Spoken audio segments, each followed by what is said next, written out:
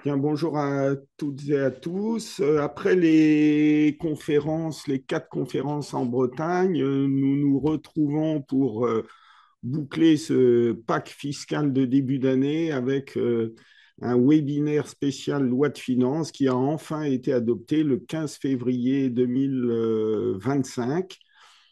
Alors, cette loi de finances 2025 présente un budget à nouveau en déficit d'environ 140 milliards d'euros contre 170 milliards d'euros, qui était un record en 2024.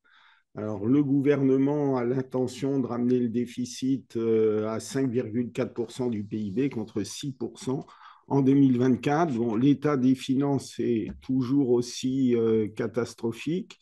Cette loi de finances n'a aucune réforme de fond qui serait pourtant nécessaire en matière fiscale et accole des mesures consistant en réalité à faire payer les entreprises les plus riches et les contribuables personnes physiques les plus riches également. Donc, on va avoir une hausse des prélèvements obligatoires qui va se poursuivre et qui va permettre à la France de conserver sa place peu enviable de pays le plus imposé au monde. Alors, dans cette présentation, il y aura 5 parties: fiscalité des particuliers, patrimoine immobilier, fiscalité des entreprises, la TVA et diverses taxes, et le contrôle fiscal pour terminer. Alors, sans rentrer dans le détail du plan, puisque vous avez le support, on va commencer immédiatement avec la première partie, fiscalité des particuliers. Et qui dit loi de finances dit mise à jour du barème de l'impôt sur le revenu, qui est mis à jour par l'actualisation des tranches qui sont relevées de 1,8% pour tenir compte de l'inflation. On a toujours 5 tranches dans ce barème de 0 à 45%. Et vous avez dans les slides suivants des modèles, enfin les éléments qui sont mis à jour, actualisés. On a pris quelques seuils et plafonds divers et variés, notamment pour la déduction forfaitaire de 10% pour les frais professionnels des salariés, des pensions alimentaires, sachant que cette liste n'est pas exhaustive.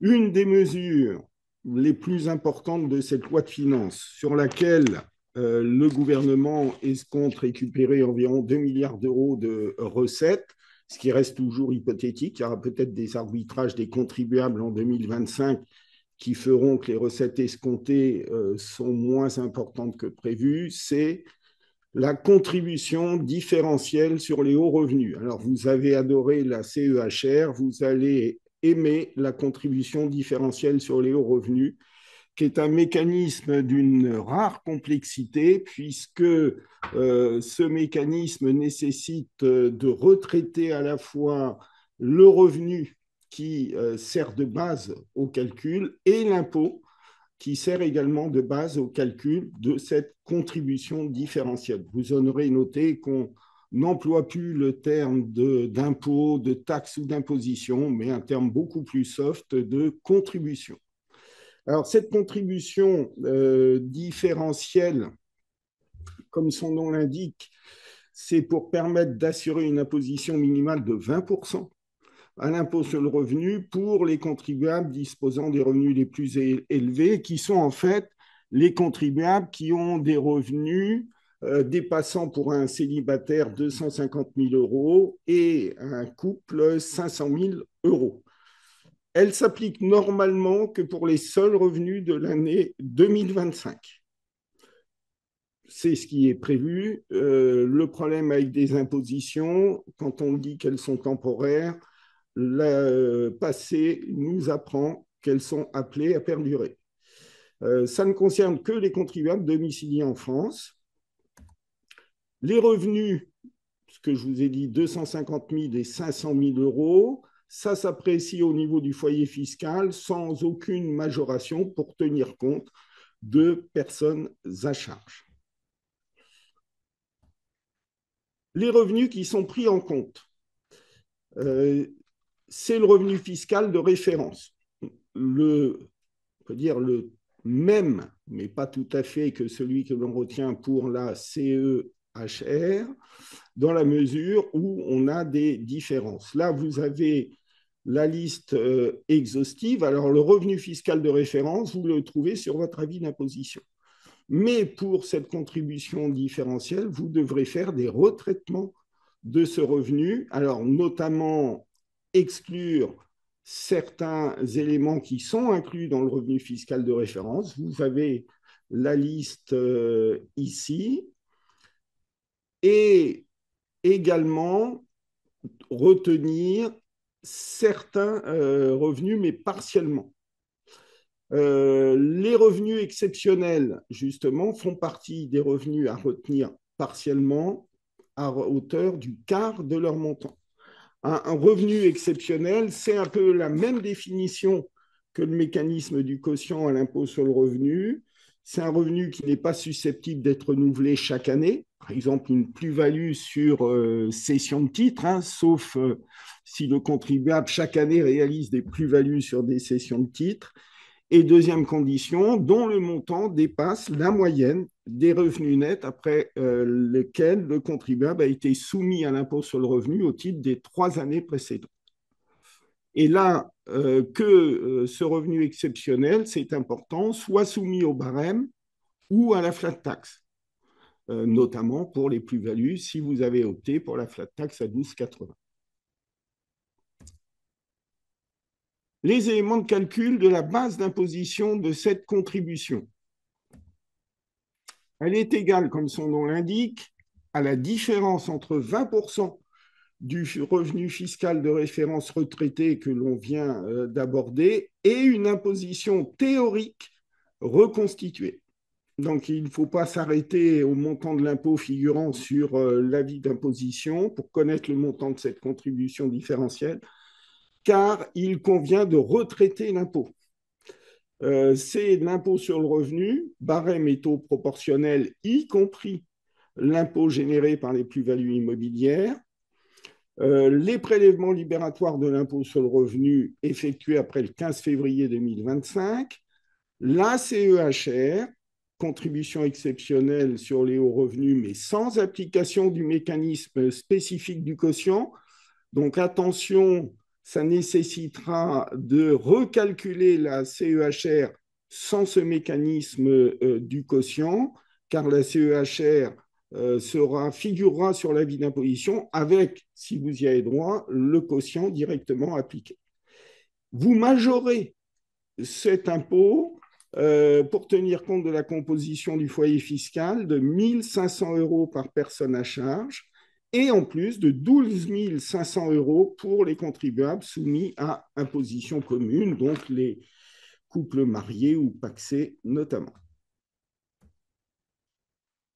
L'impôt sur le revenu, il a été majoré, on vient de le voir, mais il doit être aussi, dans un premier temps, également minoré du montant de l'imposition au taux de 10% de certains revenus spécifiques, produits de propriété industrielle, produits de la propriété intellectuelle et assimilés.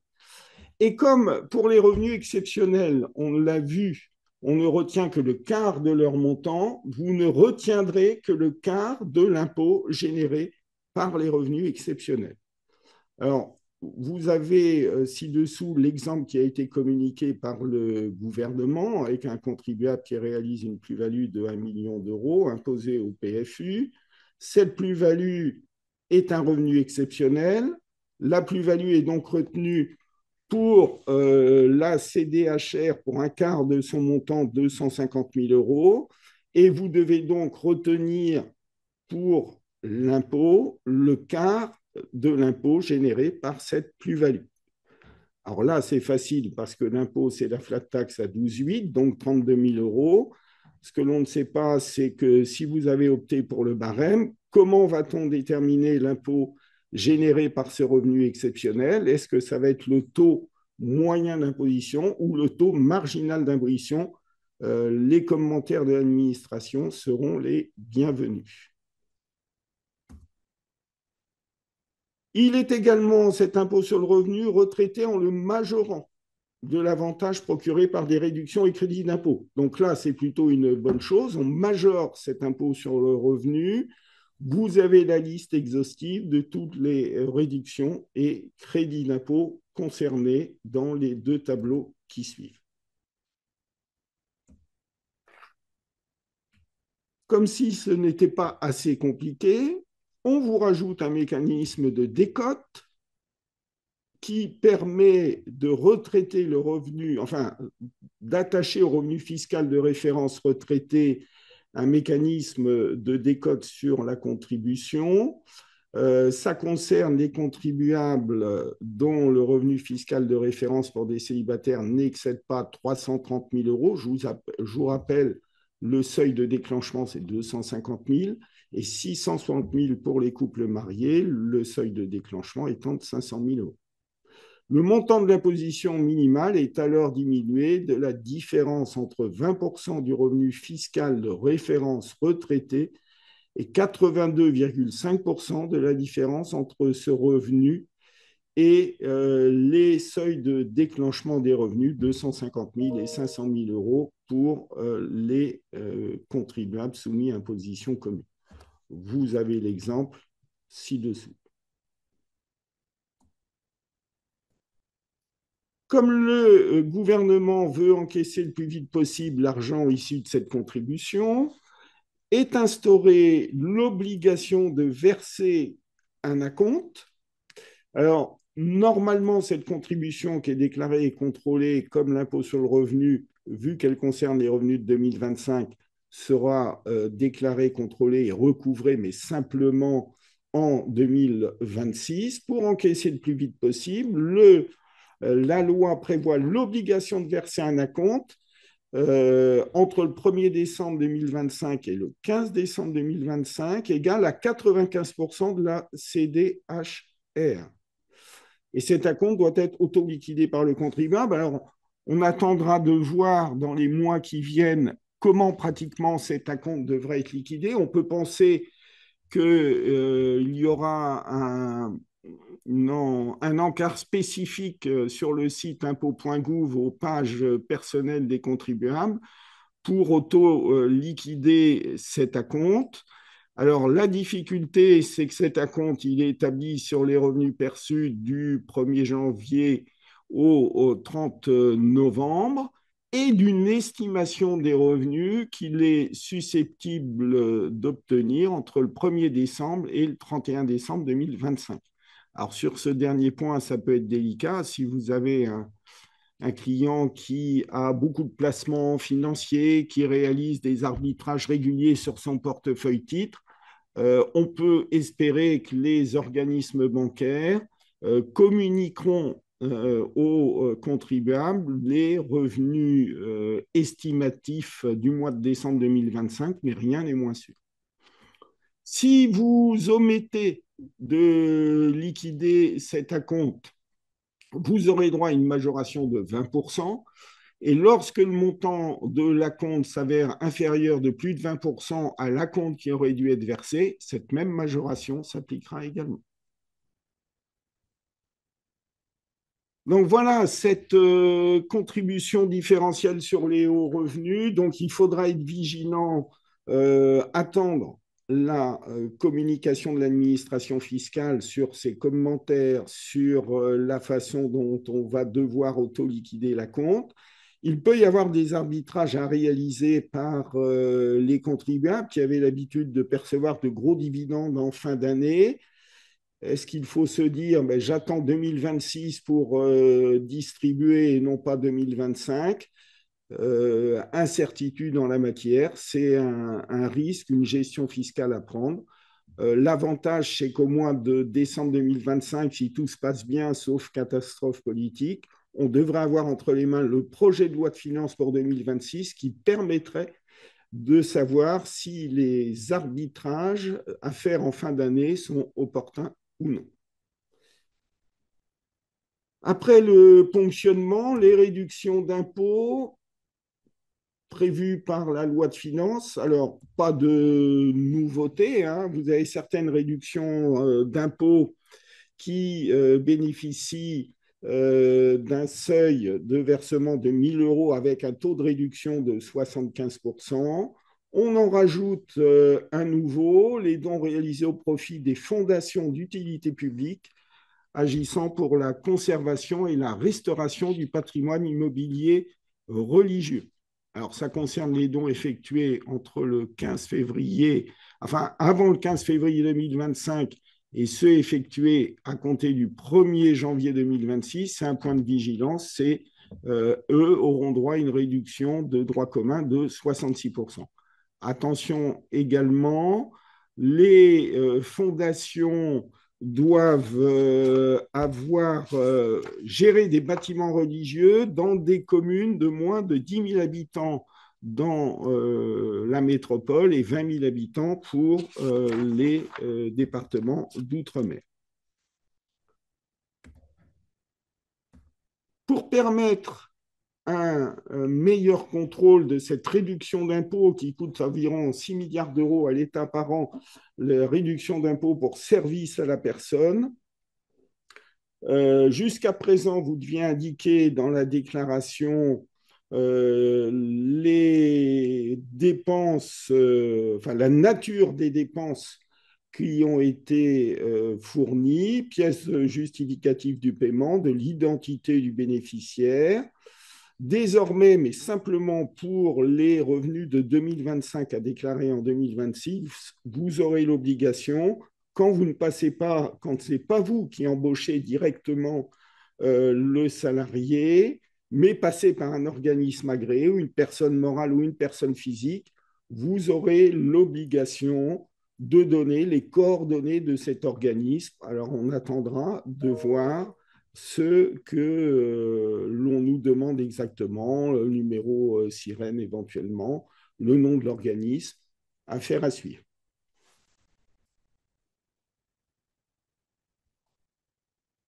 Toujours réduction d'impôts, les pourboires, là, on n'est pas sur une réduction d'impôts en tant que telle, mais une exonération d'impôt sur le revenu depuis le 1er janvier 2022, qui est reconduite jusqu'au 31 décembre 2025. Alors, ça concerne les pourboires, notamment, on pense aux restaurants, dans la mesure où il y a de moins en moins de règlements en espèces. Ça vise les pourboires qui sont payés en même temps que la note par des cartes bancaires. Et dans ce cas, pour inciter les clients à verser des pourboires par carte bancaire, il y a une exonération d'impôt sur le revenu, de cotisations et de contributions sociales si ces pourboires sont versés à des salariés en contact avec la clientèle et dont la rémunération ne dépasse pas 1,6 SMIC.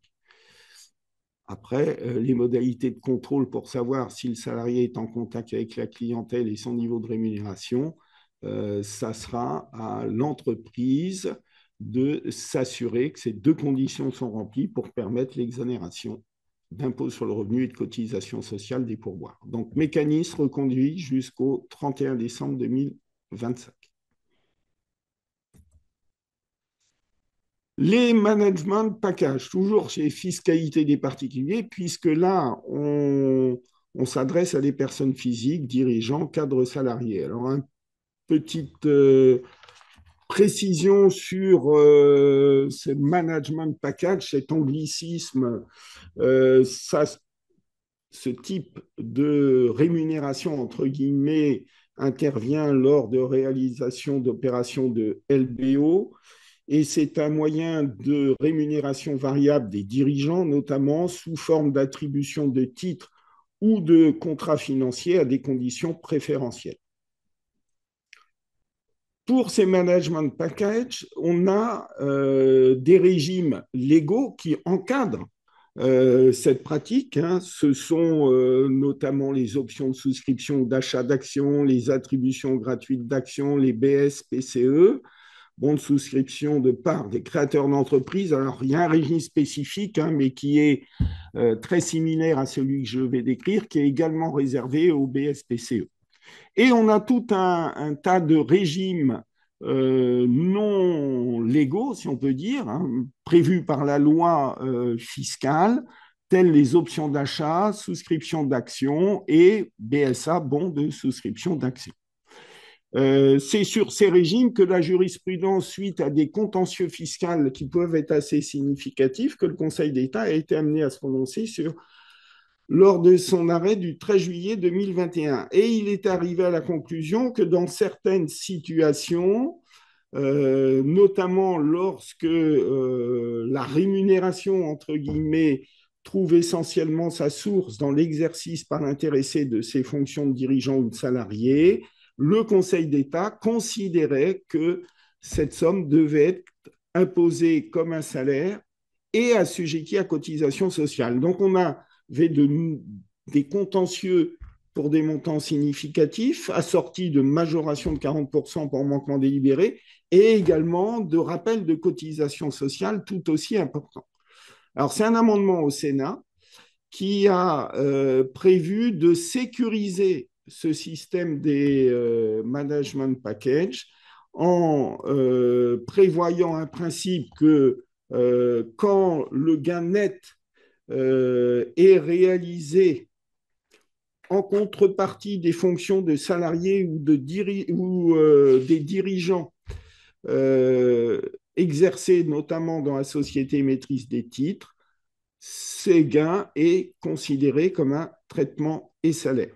Alors, premier élément, et sur ce nouveau régime, il faudra attendre les commentaires de l'administration fiscale, car pour savoir si un avantage est imposé dans la catégorie des traitements et salaires, il faut déjà déterminer s'il a été acquis en contrepartie des fonctions de salarié ou de dirigeant. À l'heure actuelle, on n'a que la jurisprudence sur laquelle s'appuyer. La jurisprudence, l'arrêt de 2021 précisait que notamment ne suffisait pas à qualifier la plus-value, le gain en traitement et salaire, la simple minoration du prix d'acquisition de l'option ou du BSA, ou la faiblesse du risque encouru, ou la garantie de revendre à un prix déterminé. Ce qui était déterminant pour la jurisprudence, c'est notamment pour requalifier une plus-value en traitement et salaire, qu'on s'aperçoit qu'il y avait un mécanisme garantissant le prix de cession en contrepartie des fonctions exercées au sein de l'entreprise faisant l'objet du LBO de la transmission. Si vous avez également des clauses qui permettent de conclure que les investisseurs financiers rétrocèdent aux dirigeants dans le cadre du LBO une partie de la plus-value que le dirigeant a permis aux organismes financiers de réaliser. Donc, il va falloir attendre les commentaires de l'administration. Cela étant, ça va être du cas par cas pour savoir si vous tombez ou non sous ce régime de traitement et salaire ou de plus-value. Alors là aussi, c'est un régime assez complexe puisque si l'administration arrive à démontrer que le gain est obtenu en contrepartie des fonctions salariées ou de dirigeants, le gain est imposé suivant les règles de droit commun des traitements et salaires. Mais vous avez une exception dans une certaine limite qui permet d'imposer ce gain comme une plus-value mobilière. Alors, la fraction de ce gain susceptible d'être taxé en plus-value, elle est plafonnée à 3 fois la performance financière de la société émettrice constatée pendant la période de détention des titres. Alors, je ne vais pas rentrer dans le détail de ce régime. Ce qu'il faut, c'est quand vous avez des opérations de LBO, c'est être vigilant sur la rédaction des clauses auprès des organismes financiers participant à l'opération, de valider ou non la motivation qui pousse à octroyer aux dirigeants des avantages financiers à travers les différents mécanismes que l'on a décrits. Alors, le gain qui est imposé comme un traitement et salaire sera imposable en cas d'apport, ce qui est plutôt pénalisant, puisque dans le cadre d'un apport des titres, dans ce cas-là, vous ne percevez pas de trésorerie, mais vous devrez quand même payer l'impôt au moment de l'apport. Différence également avec les plus-values sur titres en cas de donation. Quand vous donnez des titres, une personne physique donne des titres, la plus-value est purgée du fait de la donation. Là, avec ce nouveau mécanisme, en cas de donation, le gain qui est susceptible d'être imposé comme un traitement et salaire ne disparaît pas.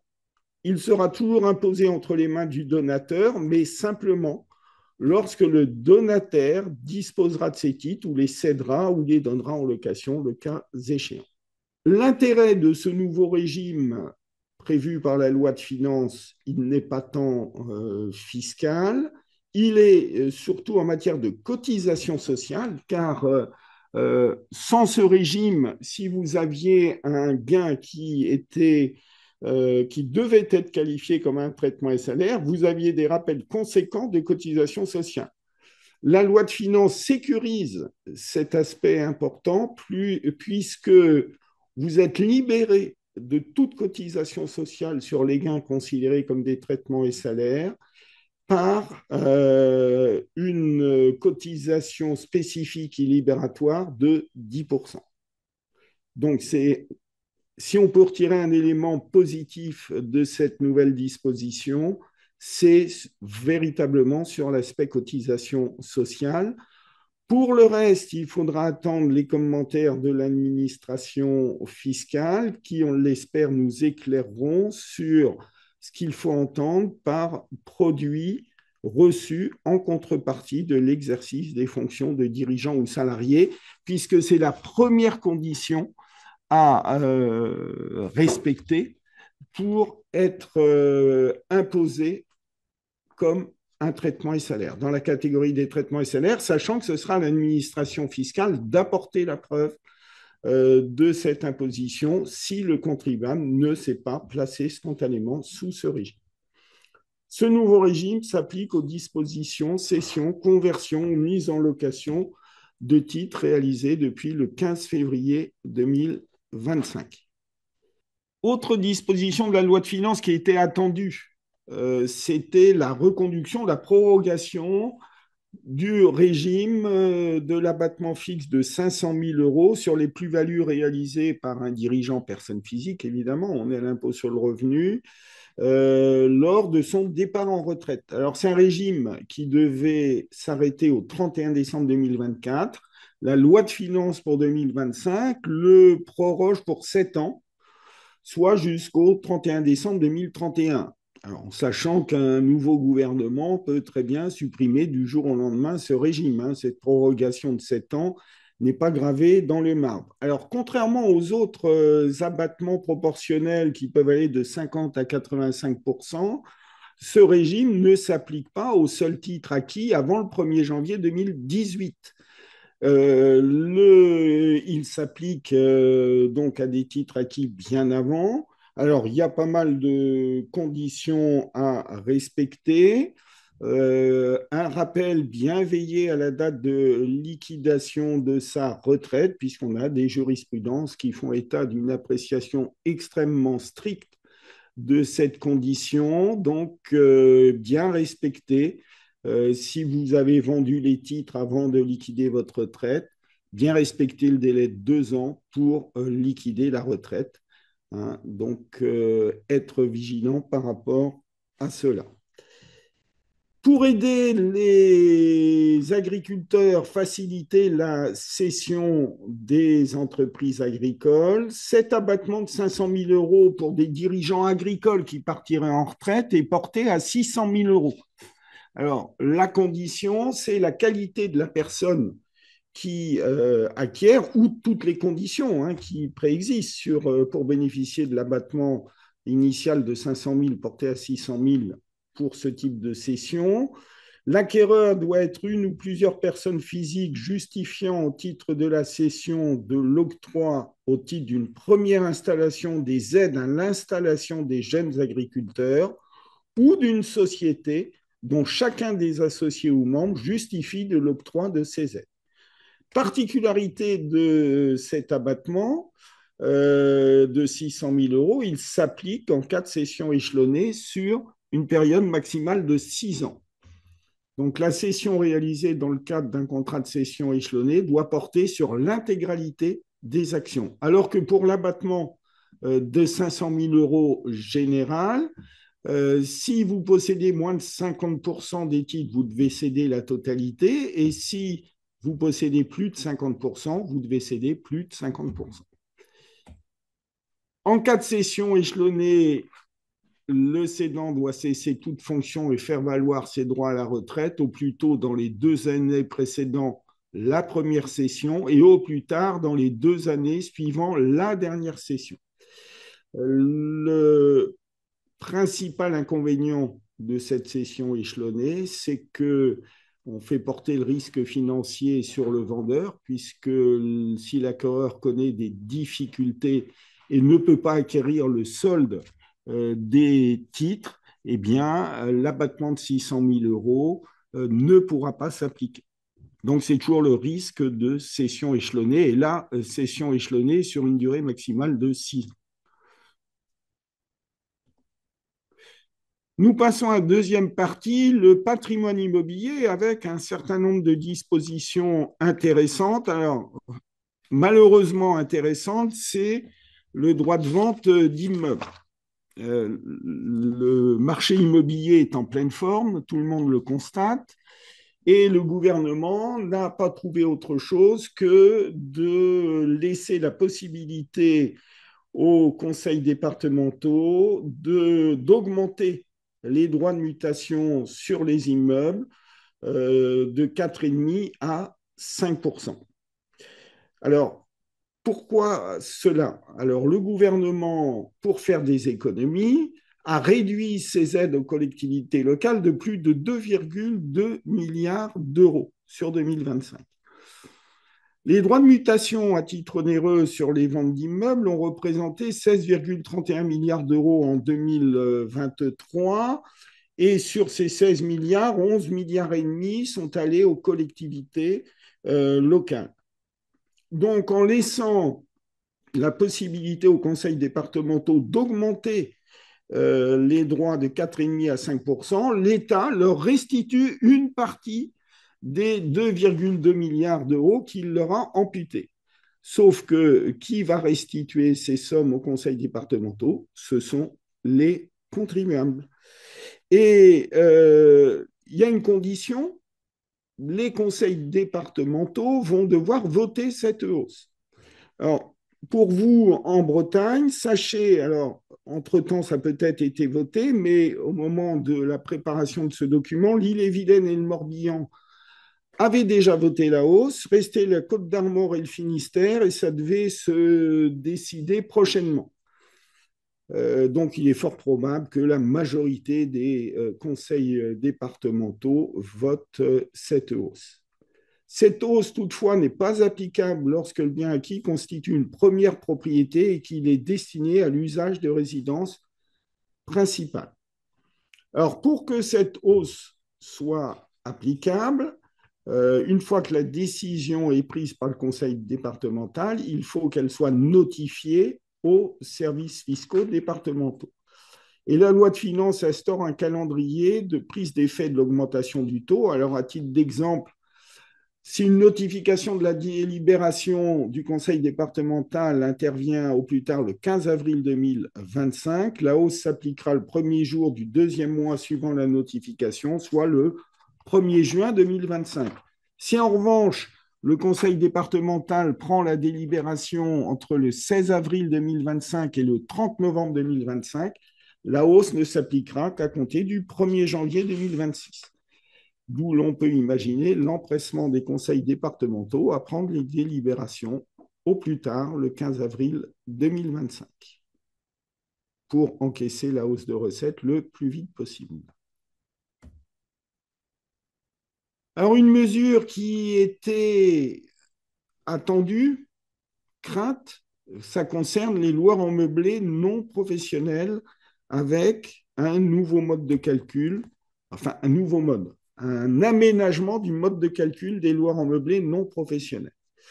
Euh, pour les loueurs en meublé, en matière d'impôt sur le revenu, on distingue les loueurs en meublé professionnels des loueurs en meublé non professionnels. La distinction se fait au regard de deux critères, moins de 23 000 euros de recettes et moins de 50%, et que ces recettes représentent moins de 50% des autres revenus, vous êtes loueur en meublé non professionnel. Si vous êtes loueur en meublé non professionnel, le jour où vous vendez l'immeuble, la plus-value est déterminée selon les règles des plus-values des particuliers. Alors que si vous êtes loueur en meublé professionnel, vous avez une plus-value imposée selon les règles générales des BIC. La particularité du régime de plus-value des lois en meublé non professionnel, c'était que pour calculer la plus-value, vous reteniez le prix d'acquisition historique sans l'amputer des amortissements que vous avez déduits tout au cours de la location, alors que sur un loueur en meublé professionnel BIC traditionnel, la plus-value, un simple rappel, c'est prix de vente moins valeur nette comptable, donc prix d'acquisition moins les amortissements déduits. Alors, on considérait qu'il y avait une différence de traitement entre les deux régimes qui n'était pas acceptable, ce qui a été corrigé par le législateur pour les cessions réalisées à compter du 15 février 2025. Pour les loueurs en meublé non professionnels, vous devrez, pour déterminer la plus-value imposable, diminuer le prix d'acquisition des amortissements déduits fiscalement. Alors, plus précisément, admis en déduction fiscale. Donc, ce qui veut dire que si vous avez le mécanisme pour tous les loueurs en meublé, d'ailleurs professionnels, non professionnels, euh, qui plafonne les amortissements déductibles fiscalement afin d'éviter que ces amortissements génèrent un déficit, eh bien, tous les amortissements qui auront été réintégrés au cours de la location, donc non déduits fiscalement, ne viendront pas minorer le prix d'acquisition. Les notaires seront très intéressés par l'information que vous pourrez leur délivrer en la matière à l'occasion du calcul de la plus-value. Et l'imprimé de déclaration des plus-values immobilières a déjà été actualisé puisqu'on a créé une ligne supplémentaire, je crois de mémoire la ligne 25, sur laquelle vous devez mentionner et venir diminuer le prix d'acquisition des amortissements admis en déduction. Alors, il y a un paragraphe très peu clair dans la loi. On nous dit, par exception, ne sont pas réintégrés au prix d'acquisition ceux des amortissements constitutifs de dépenses de construction, reconstruction, agrandissement, amélioration supportée par le vendeur et réalisée par une entreprise depuis l'achèvement de l'immeuble ou son acquisition, si elle est postérieure, virgule, prise en compte pour la détermination de l'impôt sur le revenu. Ce paragraphe, on a l'impression qu'il y a une erreur du législateur. C'est un copier-coller d'un paragraphe pour le calcul des plus-values des particuliers, mais quand l'immeuble est loué, mais relève de la catégorie des revenus fonciers. Or là, je vous rappelle, un loueur en meublé, qu'il soit professionnel, non professionnel, relève de la catégorie des BIC. Et dès lors, on a du mal à comprendre quelle situation est visée par cette exception selon laquelle on ne réintégrerait pas au prix d'acquisition une partie des amortissements. Alors, ne sont pas concernés, parce que le législateur a quand même conscience que grâce au mécanisme des locations meublées, bon nombre d'activités bénéficient de l'argent des investisseurs privés, sont les résidences universitaires, les EHPAD et un établissement délivrant des soins de longue durée. Alors attention, vous pourrez avoir certains clients qui seraient tentés, qui sont des loueurs en meublé non professionnels, qui ont pour perspective de vendre l'immeuble, qui sont donc LMNP, l'immeuble est pratiquement totalement amorti, qui vont vendre l'immeuble dans un délai de 1 an, 2 ans, vont arrêter la location meublée, rebasculer en revenu foncier, attendre 1 an ou 2 et revendre l'immeuble alors qu'il aurait été loué pendant 1 an ou 2 en revenu foncier. Là, la loi de finances ne prévoit pas, une fois que vous avez basculé en revenu foncier, de prendre en compte les amortissements qui auraient été déduits lors de la période de location au BIC. Alors, on peut imaginer que c'est un oubli, mais attention à ce type de schéma, parce que si la loi ne l'a pas traité, l'administration fiscale pourrait très bien agir en agitant la procédure de répression des abus de droit. Une bonne mesure, on espère qu'elle portera ses fruits, les dons familiaux et résidences principales. Alors, outre championne du monde des prélèvements obligatoires, la France doit être numéro 2 aussi au monde, enfin au moins les pays de l'OCDE, sur les montants des droits de transmission à titre gratuit. Pour relancer le marché immobilier. Alors, c'est quelque chose qui a déjà été instauré dans le passé.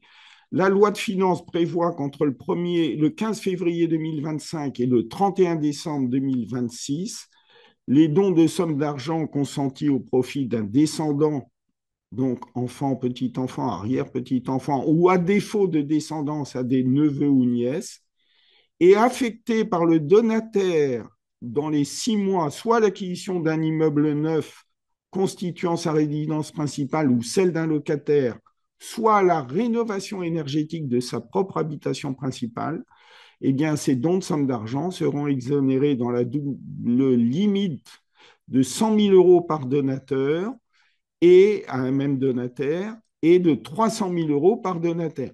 Par exemple, vous avez un enfant et petit-fils qui reçoit 100 000 euros de chacun de ses deux parents et 100 000 euros d'un de ses grands-parents.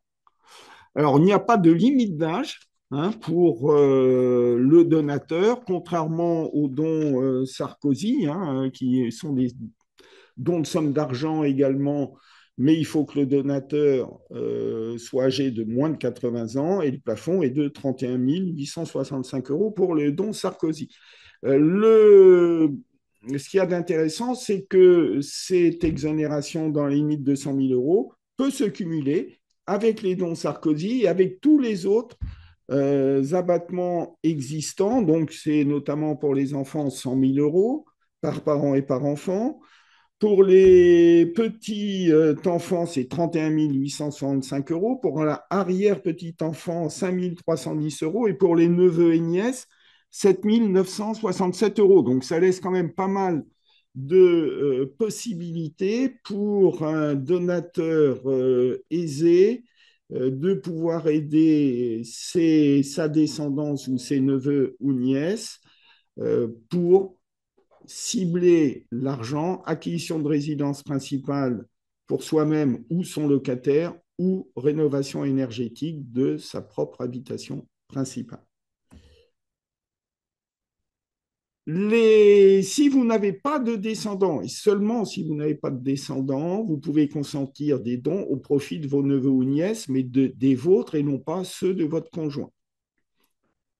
Le donataire doit conserver ce logement comme résidence principale pendant une durée de 5 ans à compter de la date d'achèvement des travaux. Ça doit concerner l'acquisition d'un immeuble neuf. Donc, on imagine que l'immeuble neuf, ça sera un immeuble achevé depuis moins de 5 ans. Si on applique les règles de la TVA immobilière, ça, il faudra attendre confirmation ou alors en l'état futur d'achèvement.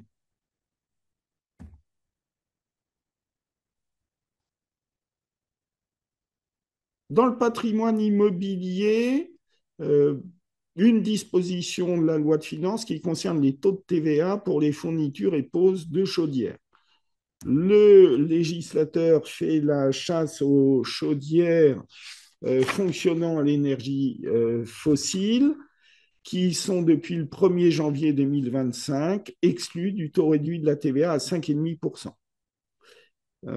Avant, le taux intermédiaire de 10% continue à s'appliquer, sont maintenant exclus du taux réduit du taux intermédiaire, la fourniture, l'installation de chaudières recourant à des énergies fossiles.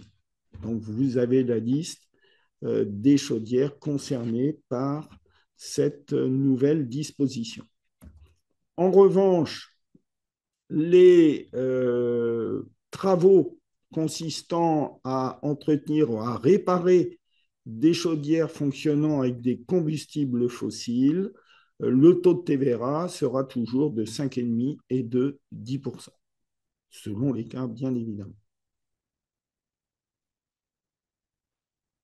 Si on fait la chasse aux chaudières consommatrices d'énergie fossile, on met en avant les panneaux photovoltaïques avec un taux de TVA préférentiel. Alors actuellement, le taux applicable à la fourniture et la pose de panneaux photovoltaïques chez un particulier est le suivant. Lorsque l'électricité produite est intégralement autoconsommée et si le seuil ne dépasse pas 3 kW crête, les installations réalisées sont éligibles au taux intermédiaire donc de 10% pour des travaux dans les logements achevés depuis au moins 2 ans et au taux normal si ces travaux, en plus d'autres travaux, évidemment, aboutissent à la construction d'un immeuble neuf.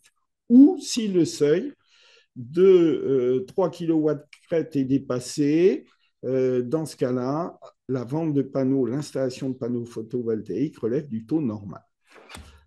À compter du 1er octobre 2025 seulement, donc ne pas se précipiter, 1er octobre 2025, la fourniture de l'installation de panneaux photovoltaïques d'une puissance inférieure ou égale à 9 kW crête dans les logements seront éligibles au taux réduit de 5,5. Et ce qui est intéressant, c'est que ce taux s'appliquera quelle que soit la qualité du particulier au regard de la TVA, la quantité d'électricité produite et la part autoconsommée ou l'ancienneté du logement. Donc, la livraison et l'installation des panneaux photovoltaïques dont la puissance excède 9 kW crête ou qui ne respectent pas les critères qui seront fixés par arrêté resteront soumises au taux normal. Alors, ce seuil de 9 kW crête, ça correspond on considère que jusqu'à 9 kW crête, l'électricité produite est limitée à la consommation personnelle. Toujours le logement, toujours le taux de TVA, c'est une simplification. C'est en fait la légalisation de la doctrine qui admettait, pour les travaux inférieurs à 300 euros TTC, de ne plus avoir à produire l'attestation. Vous savez, vous faites des travaux dans votre habitation achevée depuis au moins 2 ans. L'artisan, s'il est au fait de la réglementation, vous demande de remplir une attestation précisant que le logement est une habitation principale, qu'un local d'habitation achevé depuis plus de 2 ans, qu'il n'aboutit pas à la construction d'un immeuble neuf en touchant les éléments de seconde œuvre, etc. Donc le client devait signer et donner cette attestation au plus tard au jour de la facturation. La loi de finances simplifie, c'est-à-dire plus besoin d'attestation. En revanche, sur le devis ou la facture, donc le ou est important, ce n'est pas devis et facture, c'est l'un ou l'autre, le client devra certifier que le logement dans lequel les travaux sont réalisés remplit les conditions pour bénéficier du taux réduit à 5,5 ou intermédiaire à 10% selon la nature des travaux. Donc, c'est une simplification en termes de gestion pour les artisans du bâtiment, mais qui devront quand même veiller à ce que cette mention soit explicitement portée sur le devis ou la facture. Alors, un rappel, ce qui n'est pas nouveau, les devis ou factures ainsi certifiés devront être conservés par le prestataire à l'appui de sa comptabilité et par le client jusqu'au 31 décembre de la 5e année suivant la réalisation des travaux. En cas de défaut de mention sur ces documents, c'est le taux normal qui s'appliquera. Et le preneur sera considéré comme solidaire du paiement du complément de taxe si les mentions portées sur le devis ou la facture s'avèrent inexactes de son fait. Entrée en vigueur 16 février 2025. Et pour les travaux en cours à cette date, la certification pourra être portée par le client sur le devis ou la facture s'il n'a pas déjà été établi une attestation.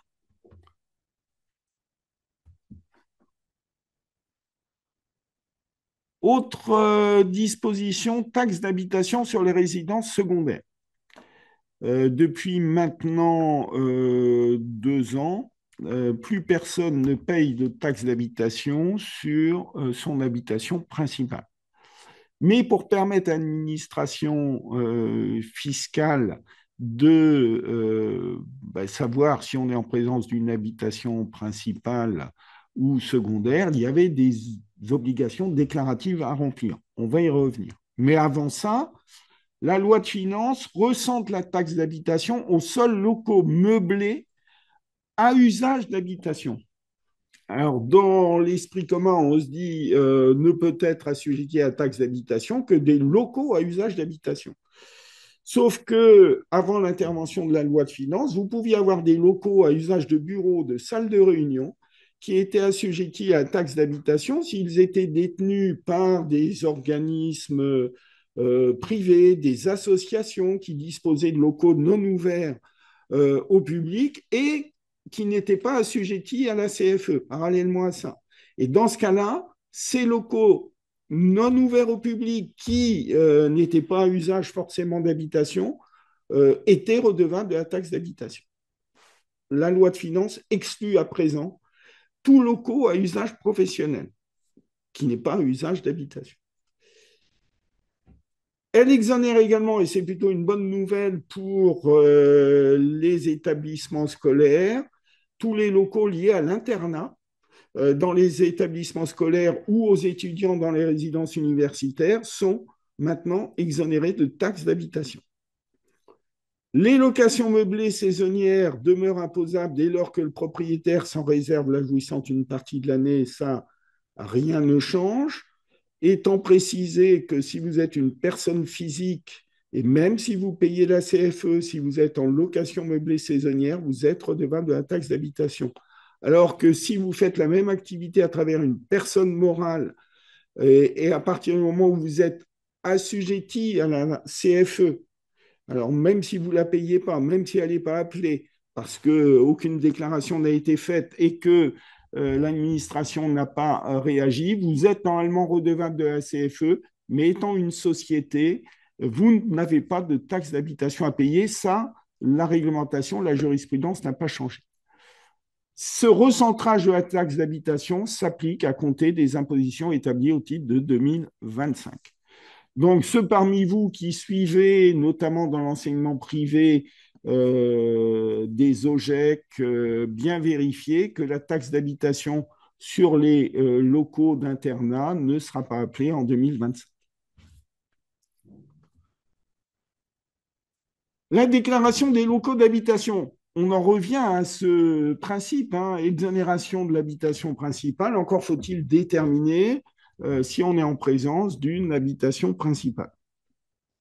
C'est la raison pour laquelle vous avez le fameux onglet sur le site impôt.gouv GMBI, gérer mes biens immobiliers, qui a été un véritable fiasco puisque la mise en place a coûté 3 milliards d'euros à l'État, où vous devez communiquer un certain nombre d'informations à l'administration fiscale pour que celle-ci sache si on est en présence d'une habitation principale exonérée de taxe d'habitation ou d'une résidence secondaire ou d'un bien loué qui va être assujetti, le cas échéant, à taxe d'habitation.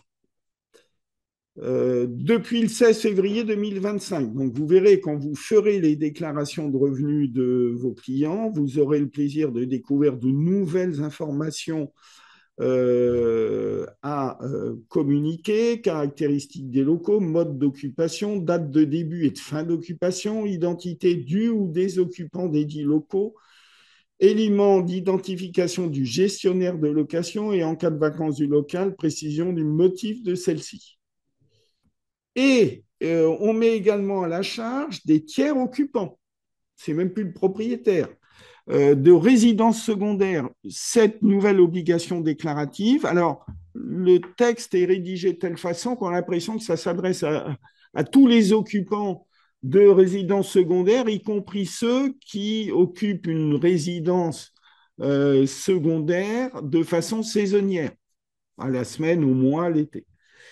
A priori, ça devrait être réservé quand même aux occupants d'un bien de façon durable. Donc, ils devront indiquer sur leur déclaration de revenus l'identification des locaux et les informations sur le propriétaire. Et ça devrait s'appliquer aux déclarations souscrites à compter du 16 février 2025. Alors, cette précision sur les locataires, c'est pour éviter des problèmes qui sont intervenus avant cette obligation. Imaginez, vous êtes locataire d'un bien immobilier qui constituait pour vous votre résidence principale. Vous quittez cette location, mais vous ne signalez pas à l'administration le changement, votre changement d'adresse. Et vous reconcluez un nouveau bail, il y a une nouvelle adresse, mais comme sur la première adresse, l'administration fiscale n'a pas été informée que vous l'avez quitté, eh bien, le nouveau local que vous occupez, l'administration considère qu'il s'agit de votre résidence secondaire et appelle la taxe d'habitation. De nombreux contentieux ont été générés dans cette situation. C'est la raison pour laquelle maintenant, on sécurise les informations à destination de l'administration qui seront données non plus seulement par les propriétaires, mais également par les locataires. Donc, nous passons maintenant à la troisième partie, fiscalité des entreprises. Alors, nous avons vu tout à l'heure avec la CDHR que le gouvernement, à travers la loi de finances, est allé frapper au portefeuille des contribuables les plus aisés. Il en a fait de même avec les entreprises, hein, qui a eu pour conséquence des réactions dans la presse de certains grands patrons, notamment on peut penser à LVMH, vous allez comprendre pourquoi ils ont réagi, par l'instauration à nouveau d'une contribution exceptionnelle sur les bénéfices. Alors on a en France 4, à peu près 8 millions d'entreprises et les entreprises qui seraient concernées par cette contribution exceptionnelle sur l'impôt sur les sociétés seraient entre 300 et 400. Et l'État escompte percevoir environ 8 milliards d'euros de recettes supplémentaires. Vous allez comprendre pourquoi. Alors, les personnes morales assujetties, je souhaite à chacun d'entre vous d'en avoir au moins une dans son portefeuille. Ce sont les sociétés et personnes morales redevables de l'impôt sur les sociétés réalisant un chiffre d'affaires supérieur ou égal à 1 milliard d'euros. Donc, vous voyez bien que ça touche une frange d'entreprise taille limitée entre 300 et 400 en France. Cette contribution est due euh, au titre de l'exercice ou au titre de l'exercice précédent. La loi ne précise pas les éléments à prendre en compte pour déterminer ce chiffre d'affaires supérieur ou égal à 1 milliard d'euros. Donc, on peut penser que ce sera le chiffre d'affaires issu des opérations courantes en excluant les opérations exceptionnelles. On attendra les commentaires de l'administration fiscale. Attention toutefois à des très gros holdings passives qui perçoivent beaucoup de plus-values ou de produits financiers. Il ne serait pas impossible qu'elles soient assujetties à cette contribution, qu'on intègre dans leur chiffre d'affaires ces produits financiers. Seul le chiffre d'affaires réalisé en France est pris en compte. Dans les groupes fiscalement intégrés, on fait la masse du chiffre d'affaires de l'ensemble des sociétés du groupe pour savoir si l'on dépasse ce milliard d'euros de chiffre d'affaires. L'assiette de la contribution exceptionnelle, c'est l'impôt sur les sociétés, c'est la moyenne de l'impôt due au titre de l'exercice au cours duquel elle est due et au titre de l'exercice précédent. Et c'est l'impôt, que ce soit au taux normal ou au taux réduit. Sachant que pour ces très grosses entreprises, le taux réduit sera purement anecdotique. Il convient de retenir la moyenne de l'impôt sur les sociétés pour son montant brut avant imputation de toute réduction et crédit d'impôt. Le montant de la contribution, c'est déterminé à un taux appliqué à l'impôt sur les sociétés et ça va dépendre du chiffre d'affaires. Si le chiffre d'affaires est supérieur à 1 milliard, seuil de déclenchement est inférieur à 3 milliards d'euros, le taux de la contribution est fixé à 20,6%. Et si il est supérieur ou égal à 3 milliards d'euros, c'est 41,2%. Alors, LVMH, à elle seule, va devoir s'acquitter d'environ 800 millions d'euros de contributions exceptionnelles, ce qui peut expliquer la réaction du patron de LVMH. Vous avez un mécanisme de lissage qui est prévu si le chiffre d'affaires excède de moins de 100 millions d'euros les limites de 1 milliard ou 3 milliards d'euros. Le paiement, il doit être payé spontanément au plus tard à la date prévue pour le dépôt du relevé de solde de l'impôt sur les sociétés. Donc, pour une clôture au 31 décembre 2025, c'est à verser avant le 15 mai 2026. Mais comme l'État va encaisser très vite l'argent, on doit verser un acompte fixé à 98% du montant de la contribution estimée avant, dans un délai de 30 jours à compter de la date de dépôt du relevé de solde de l'IS. Donc, pour une clôture au 31 décembre, l'acompte est à verser au 15 décembre 2025. En cas d'insuffisance de versement anticipé, application de l'intérêt de retard et de la majoration de 5%, et ces pénalités ne sont appliquées que si cette différence est supérieure à 20% du montant de la contribution définitive et à 1,2 million d'euros. C'est une information générale qui va probablement toucher assez peu de nos clients.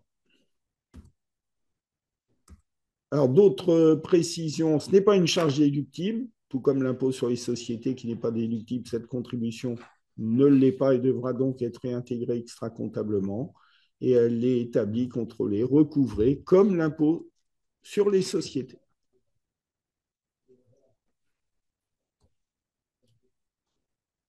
Les opérations de restructuration.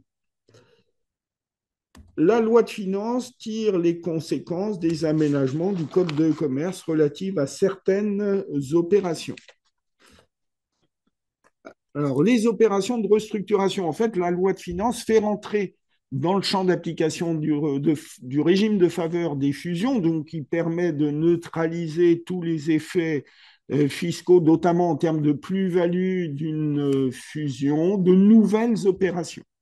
Et c'est ce qu'on appelle les fusions sans échange de titres. Alors, les fusions sans échange de titres, on connaissait jusqu'à présent la situation de l'absorption d'une filiale à 100%, ou alors d'une fusion entre sociétés sœurs, elles-mêmes détenues à 100% par une même société mère. Le Code de commerce prévoit maintenant de nouvelles fusions sans échange de titres et peuvent maintenant bénéficier de ce régime les opérations pour lesquelles il n'est pas procédé à l'échange de titres de la société absorbante ou bénéficiaire de l'apport contre les titres de la société absorbée, lorsque ces titres sont détenus par des associés détenant dans les mêmes proportions les titres de la société absorbante ou bénéficiaire et ceux de la société absorbée. dès lors que ces proportions sont conservées à l'issue de l'opération. C'est totalement indigeste ce que je viens de vous dire. Avec l'exemple, vous allez bien mieux comprendre. En fait, ça correspond à des fusions entre sociétés sœurs détenues dans les mêmes proportions par les mêmes associés. L'exemple, sociétés H1 et H2 détiennent respectivement 70 et 30% du capital des filiales F1 et F2. À la suite de l'absorption de F2 par F1, H1 et H2 conservent leur participation de 70 et 30% au sein de F1. Et cette opération d'absorption de F2 par F1 peut maintenant bénéficier du régime de faveur des fusions. Vous avez également certaines opérations de scission partielle. Alors, ce type d'opération consiste pour une société à apporter une ou plusieurs sociétés existantes ou nouvelles une partie de son actif et le cas échéant de son passif. Et en contrepartie des titres de la société bénéficiaire des apports, eh bien, ces titres émis par la société bénéficiaire des apports sont directement attribués aux associés de la société apporteuse. Pour bénéficier de plein droit du régime de faveur des fusions, l'opération doit être placée sous le régime fiscal de faveur. C'est une condition, c'est une option. La société apporteuse dispose encore au moins d'une branche complète d'activité après la réalisation de l'apport. Alors attention, on peut imaginer que si vous avez une activité opérationnelle et que vous faites l'opération et qu'il ne vous reste plus qu'un immobilier, même affecté à l'activité opérationnelle, on ne va pas considérer qu'il s'agit d'une branche complète d'activité. Donc ça, c'est pour bénéficier du régime de faveur de plein droit. Et l'attribution proportionnelle aux droits des associés dans le capital de la société apporteuse doit être effectuée dans le délai d'1 an, à compter de la réalisation de l'apport. Et lorsque l'opération ne porte pas sur une branche complète d'activité ou lorsqu'après l'opération, la société apporteuse ne dispose plus d'une branche complète d'activité, vous pouvez solliciter le régime de faveur par un agrément. Alors, avec un exemple, vous allez comprendre quelle situation est visée. Une société F1 dont le capital est détenu en totalité par H réalise une scission partielle en réalisant un apport partiel d'actifs à une nouvelle société F2. Et les titres émis en contrepartie de l'apport par F2 ne sont pas attribués à la société apporteuse F1, mais à l'associé de F1, soit sa société holding H. Et à l'issue de l'opération, les sociétés F1 et F2 sont donc des filiales de H. Alors, c'est un mécanisme très intéressant, donc auquel il faut penser. Il faudra être vigilant, savoir si après l'opération, on est bien en présence d'une branche complète d'activité. Et si vous avez le moindre doute, passez par le biais de la demande d'agrément.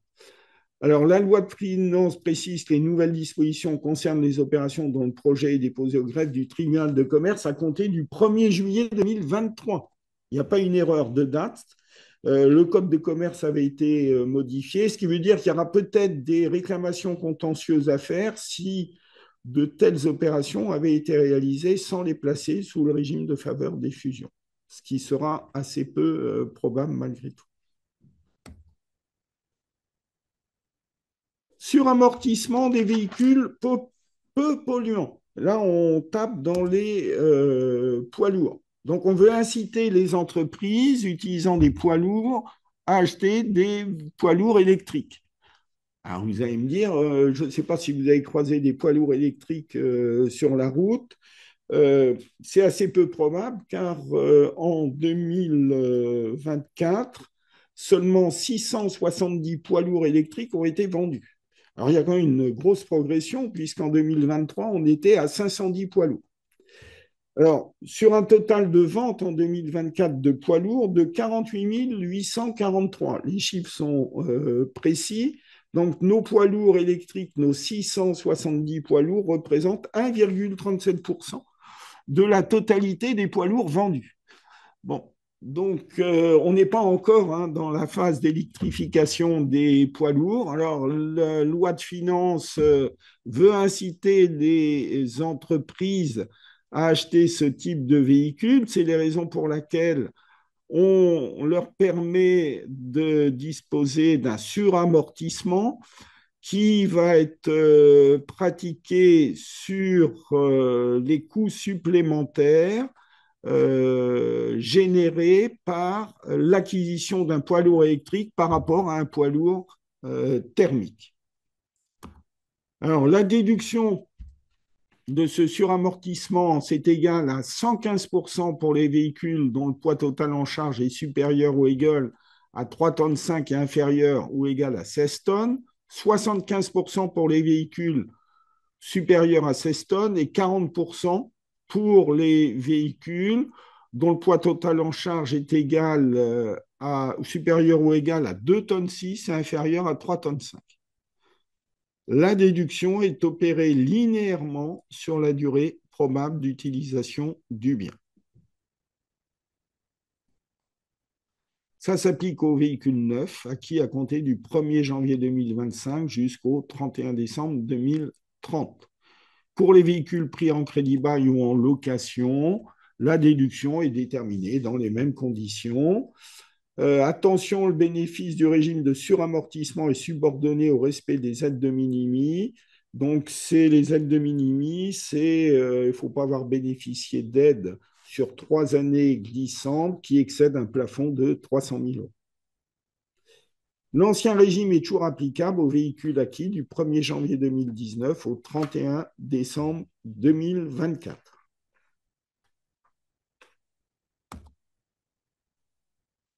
Le crédit d'impôt recherche, ça coûte cher aux finances de l'État, le crédit d'impôt recherche, 7 milliards d'euros par an. C'est probablement un des dispositifs les plus performants en Europe pour aider la recherche au sein des entreprises. Alors, ce qu'il y a de savoureux, c'est qu'on a nos politiques qui n'ont que le mot recherche à la bouche pour le développement de l'économie française, mais la première chose qu'ils font quand ils ont besoin d'argent, on rabote le crédit impôt recherche de plusieurs façons. Ce crédit d'impôt recherche qui est à un taux de 30% sur les dépenses de recherche quand elles n'excèdent pas 100 millions d'euros et au-delà, il passe à 5%. La base de ce crédit d'impôt, c'est notamment les dépenses de fonctionnement, parmi lesquelles les dépenses de personnel, que l'on retenait pour 43% et le taux passe à 40%.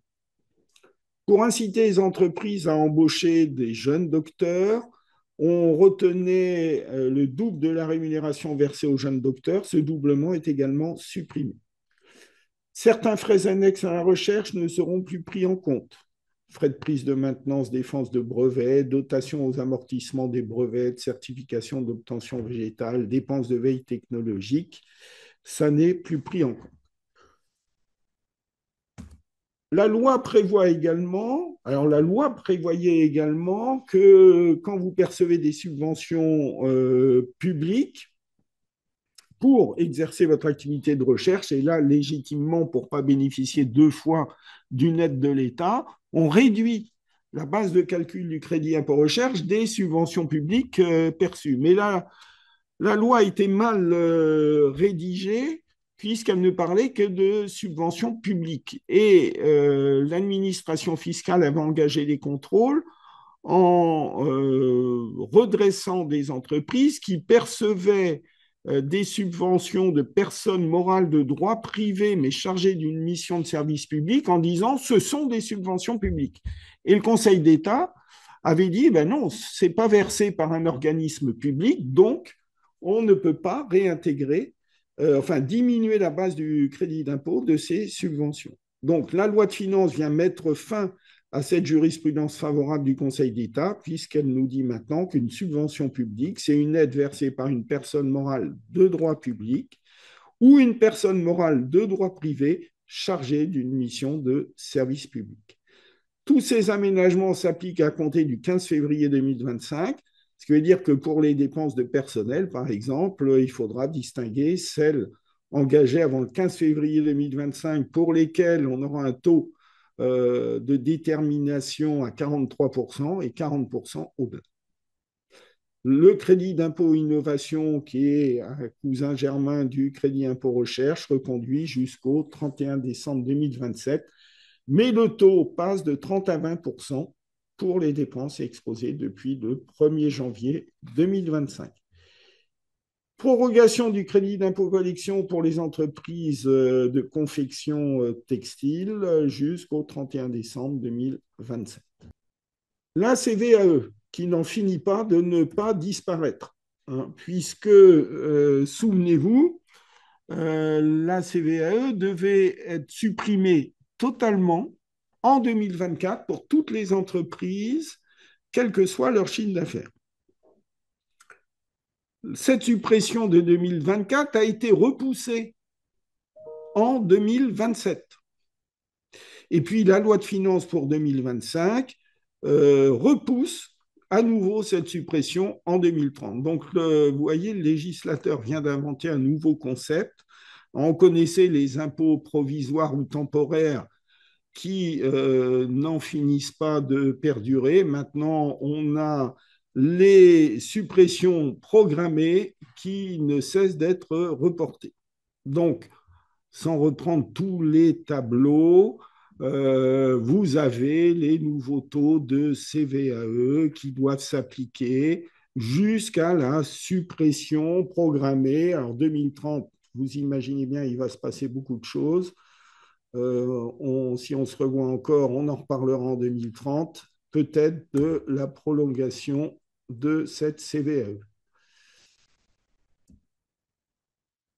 Alors, ce qu'il y a de savoureux, c'est que la loi de finances ayant été votée simplement le 15 février 2025, et pour éviter d'être sanctionné de façon rétroactive, du fait d'une rétroactivité, et pour éviter de perdre des recettes, puisque comme la CVAE, sa suppression était programmée de façon dégressive, au titre de 2025, ben, on applique le taux dégressif qui était envisagé du fait de sa suppression programmée.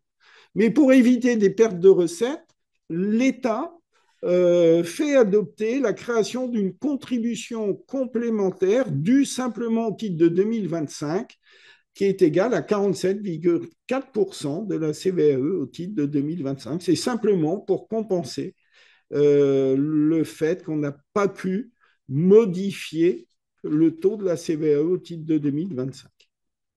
Donc, il y aura un acompte unique à verser. Ça doit être versé, elle devrait être versée en même temps que le second acompte de la CVAE, soit au plus tard le 15 septembre 2025, et sa liquidation définitive au plus tard le 5 mai 2026 sur la déclaration de liquidation de la CVAE. Nous passons maintenant à la quatrième partie, TVA et taxes diverses. Alors, une disposition qui a fait couler beaucoup d'encre, la franchise en base. Et la messe n'est pas encore dite. Avant la loi de finances pour 2025, la franchise en base TVA devait passer à ces seuils. 85 000 euros pour les ventes, 37 500 pour les prestataires de services, avec les seuils majorés 93 500 et 41 250. C'était sans compter, sans l'imagination du législateur, toujours à l'affût de quelques euros, qui décide, dans le cadre de la loi de finances pour 2025, d'uniformiser et d'abaisser brutalement les seuils de la franchise à compter du 1er mars 2025. Et c'est abaissé de façon très significative, puisque pour bénéficier de la franchise de l'année N, un assujetti devra réaliser au titre de l'année N-1 un chiffre d'affaires inférieur ou égal à 25 000 euros. Et en année N, si vous dépassez le seuil de 27 500 euros, vous vous retrouvez à la TVA au jour du dépassement. Face à la levée de bouclier qui commençait à monter, et pour éviter ce que l'on sentait poindre une nouvelle crise des gilets jaunes, puisque ça touchait quand même les petites entreprises, toutes petites entreprises, sachant que les auto-entrepreneurs, qui sont le vivier de ces franchises en base, représentent 75% des créations d'entreprises en France. Une concertation a été ouverte et l'application de la disposition a été suspendue jusqu'au 1er juin 2025. Alors, il a fuité quelques informations récemment, mais c'est à prendre avec des pincettes. Peut-être le jour où vous regarderez ce webinaire, les informations auront encore évolué. Il serait possible que le seuil unifié soit mis à hauteur de 50 000 euros, sauf pour le bâtiment où il serait maintenu à 25 000 euros. Ce n'est pas du tout certain, donc à prendre avec beaucoup de pincettes. Mais pour vous montrer la complexité du système, le fait d'avoir différé l'entrée en vigueur de cette franchise en base a supposé que l'on reste à un seuil de 25 000 euros. Voilà les contorsions intellectuelles auxquelles vous devrez vous livrer pour conseiller au mieux vos clients. Si le chiffre d'affaires 2024 est inférieur à 85 000 euros ou 37 500 euros, vous n'aurez pas de TVA appliquée du 1er janvier au 31 mai 2025. Si le chiffre d'affaires 2024 est supérieur à 25 000 euros, à supposer que ce seuil de 25 000 euros demeure, ou 50 000 euros, si ça passait à 50 000 euros, vous devrez dans ce cas-là être à la TVA à compter du 1er juin 2025. Si votre seuil de chiffre d'affaires 2024 est inférieur à 25 000 ou 50 000 euros, le cas échéant, il n'y aura pas de TVA à compter du 1er juin 2024. Si votre chiffre d'affaires 2025 est supérieur à 25 000 euros et passe au-delà de 27 500 euros, vous allez basculer à la TVA au premier jour du dépassement.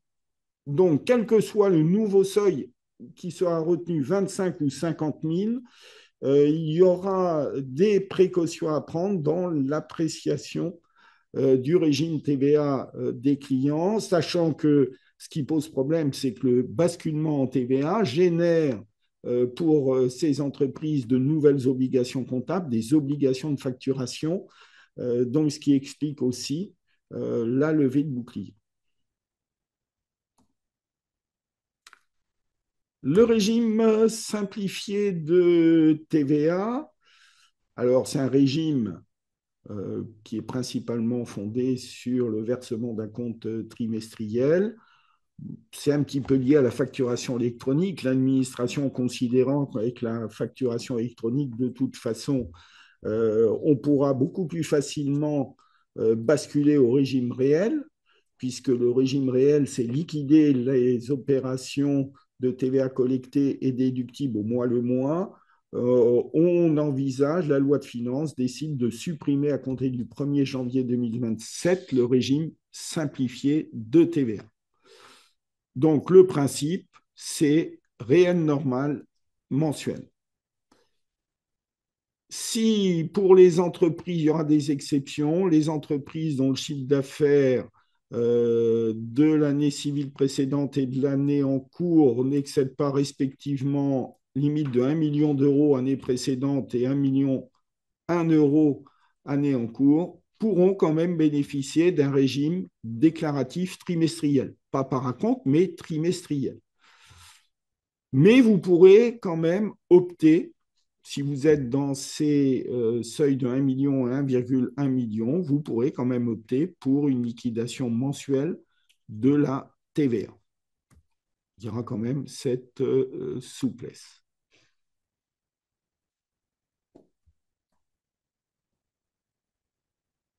Les logiciels de caisse. Là, l'administration fiscale durcit les justificatifs à apporter quand une entreprise utilise un logiciel de caisse. Alors, un rappel, il n'y a pas d'obligation d'avoir recours à une caisse enregistreuse informatisée à partir du moment où vous n'avez pas d'obligation d'émettre des factures. On peut penser à des ventes au détail à des particuliers. Et dans cette situation, un facturier, un journal de caisse ou même un logiciel de bureautique, tableur Excel très rigoureusement tenu peut permettre de justifier le détail des recettes. Euh, à partir du moment où vous enregistrez vos recettes au moyen d'un logiciel ou d'un système de caisse, pour éviter des fraudes, on en a connu dans plusieurs activités, hein, en vrac, les coiffeurs, les pharmaciens, les restaurateurs.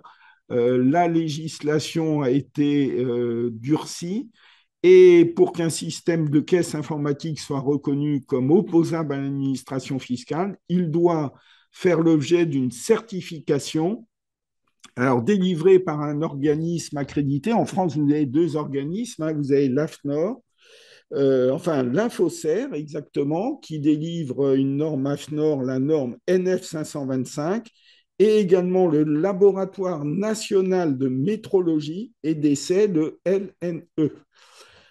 Donc, il faut que le logiciel de caisse soit conforme à ces normes déterminées par ces deux organismes. Jusqu'à présent, quand vous aviez un logiciel de caisse non grand public, mais édité par un éditeur peut-être plus confidentiel, la simple attestation individuel du fournisseur de logiciel précisant que ce logiciel répondait aux conditions posées par la loi en termes de sécurité suffisait. La loi durcit puisque maintenant l'autocertification par le producteur du logiciel de caisse n'est plus opposable à l'administration fiscale à compter du 16 février 2025. Alors attention, la sanction, c'est une amende de 7 500 euros. Et puis éventuellement la possibilité pour l'administration fiscale de rejeter la comptabilité. Donc, pour ceux d'entre vous qui ont des clients qui utilisent des logiciels de caisse informatique, un petit point d'étape pour vérifier s'ils disposent d'une certification délivrée par un organisme accrédité ou au contraire par une auto-certification de leur propre fournisseur de logiciels. Dans cette dernière situation, il faut impérativement avertir vos clients de se faire délivrer le plus rapidement possible la certification par l'organisme accrédité. À défaut, vos clients encourent une amende de 7 500 euros.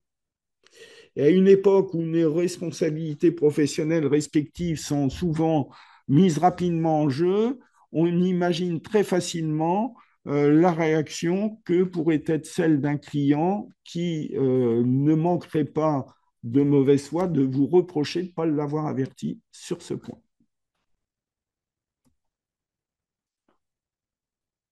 Taxe sur les rachats de titres, nouvelle imposition, mais là encore, on revient aux très, très grosses entreprises. Taxe sur les rachats de titres, c'est le gouvernement dit, à l'occasion de réduction de capital, on enlève des fonds propres aux entreprises, donc c'est une disposition qui n'est pas vertueuse. Dès lors, on va la taxer un peu plus. C'est encore une façon dissimulée de récupérer de l'argent dans la caisse des entreprises, mais vous allez voir, cette taxe pourrait ne pas avoir le rendement escompté, vous allez comprendre. Euh, Là encore, du fait de l'adoption de la loi de finances en 2025, et pour taxer le maximum d'opérations, on a une taxe pour les opérations réalisées à compter du 1er mars 2025 et une autre taxe pour les opérations réalisées entre le 1er mars 2024 et le 28 février 2025. Pour les premières opérations réalisées à compter du 1er mars 2025, Alors, ça concerne les très grosses entreprises dont le chiffre d'affaires est supérieur à 1 milliard d'euros. On y revient. Pour les sociétés indépendantes, la notion de chiffre d'affaires n'est pas précisée. Ça devrait être les mêmes notions que celles que l'on a abordées pour la contribution complémentaire à l'impôt sur les sociétés. Euh, pour les sociétés membres d'un groupe consolidé, la loi précise que le chiffre d'affaires s'entend de celui figurant dans les états financiers consolidés ou combinés, mais selon les méthodes par intégration globale ou proportionnelle, étant exclue la méthode par équivalence pour la détermination des comptes consolidés. Et pour les sociétés membres d'un groupe intégré, contrairement à la contribution complémentaire à l'IS que l'on a vu, on n'a pas manifestement à faire la masse du chiffre d'affaires, puisque là, on raisonne sur les opérations réalisées au sein d'une société déterminée. Les opérations visées sont les réductions de capital par annulation de titres résultant d'un rachat par les sociétés de leurs propres titres. Alors, la réduction de capital pour le bénéficiaire de ce rachat de titres génère de la fiscalité, hein, mais là, cette taxe a la particularité, ce n'est pas le bénéficiaire de la réduction de capital qui va payer, c'est la société qui réalise cette réduction de capital. Alors évidemment, si la réduction de capital est motivée par des pertes, on ne va pas l'imposer. Sont également exclues les opérations de réduction de capital effectuées dans le cadre de dispositifs en faveur de l'actionnariat salarié et ne sont pas non plus taxables les opérations de réduction de capital réalisées aux fins de faciliter une fusion représentant au plus 0,25% du montant du capital social. Là où la taxe peut ne pas avoir le rendement escompté, elle est assise sur des éléments, le montant de la réduction de capital et une fraction des sommes qui revêtent sur le plan comptable le caractère de prime lié au capital. Le montant de la réduction de capital, ça veut dire que cette taxe au taux de 8% ne s'appliquera notamment que sur le montant du capital réduit et non pas le montant en valeur de la réduction de capital. Donc, si vous avez une société qui a pris une valeur qui va bien au-delà de son seul capital, ce qui est souvent le cas, eh bien, cette survaleur ne sera pas imposée à la taxe de 8%. Donc, c'est simplement le montant de la valeur nominale du capital réduit qui sera imposé à la taxe. Elle doit être déclarée et liquidée sur l'annexe 3310 à la déclaration CA3, déposée au titre de la période au cours de laquelle est intervenue la publicité de l'opération. Ce n'est pas une charge déductible du résultat, et elle doit donc être réintégrée extra-comptablement. Pour les opérations réalisées avant le 1er mars 2025, une autre taxe qui est la sœur jumelle, à peu de choses près, de la précédente. Même régime fiscal, même règle de recouvrement, même taux. Là, la base est un peu différente. Elle est assise sur la somme de la différence positive entre le montant des réductions de capital et augmentation de capital et une fraction des sommes qui revêtent sur le plan comptable le caractère de primes liées au capital. Ce sont les primes d'émission, les primes de fusion et autres. Donc, en d'autres termes, si au cours de la période 1er mars 2024, 28 février 2025, il y a eu plus d'augmentation de capital que de réduction, il n'y aura pas de taxes à payer sur les seules opérations de réduction de capital. Cette taxe est à déclarer et liquider à partir du mois d'avril 2025. Titre 3, nouvelle taxe, taxe sur certaines flottes de véhicules. Alors, pour inciter les entreprises grosses consommatrices de véhicules de tourisme, on crée une nouvelle taxe, mais à utiliser des véhicules de tourisme vertueux, vous vous en doutez bien. Donc, on crée une nouvelle taxe qui s'appliquerait aux entreprises qui disposent d'une flotte d'au moins 100 véhicules affectés à des fins économiques. Et l'entreprise affectataire d'un véhicule s'entend du propriétaire ou du locataire s'il ne met pas le véhicule à disposition d'un tiers. En flotte de véhicules, on entend l'ensemble des véhicules dont dispose une entreprise et la taille de la flotte est déterminée en fonction de la durée d'affectation du véhicule à des fins économiques. Je vous souhaite très sincèrement que vous n'ayez aucun de vos clients concernés par cette nouvelle taxe qui est proprement indigeste et imbuvable. C'est la raison pour laquelle, alors, certainement par facilité intellectuelle, on ne rentrera pas dans le détail de cette taxe. Sachez qu'elle existe. Euh, pour l'application de la taxe en 2025, attention, l'année civile s'entend de la période débutant le 1er mars 2025 et s'achevant le 31 décembre 2025. Vous voyez, la fiscalité permet d'avoir des années civiles de 10 mois. Alors, les véhicules taxables, véhicules non taxables, alors véhicules de tourisme, véhicules de la catégorie N1, dont la carrosserie est camionnette et camionnette européenne et camionnette ou camion ou fourgon. Là, c'est une différence par rapport à l'ancienne TVU. Souvenez-vous, on l'avait abordé lors de la présentation des conférences et cette taxe va à un champ d'application donc plus large puisqu'elle va frapper des camionnettes ou des camions fourgons. Alors les quadricycles à moteur, véhicules de catégorie L6E ou L7E, euh, honnêtement, je ne vois pas ce que ça recouvre. Les véhicules non taxables, c'est les véhicules qui sont l'activité de location, donc les sociétés de location ne vont pas être concernées, les sociétés de transport public de personnes non plus, les entreprises d'enseignement de la conduite. Donc, vous voyez, beaucoup, malgré tout, de sociétés ou de véhicules ne seront pas concernés. Alors, le tarif de cette taxe est égal au produit des facteurs suivants. Le tarif annuel, l'écart avec l'objectif cible national d'intégration à la flotte de véhicules légers à faible émission et le taux annuel de renouvellement des véhicules légers très émetteurs.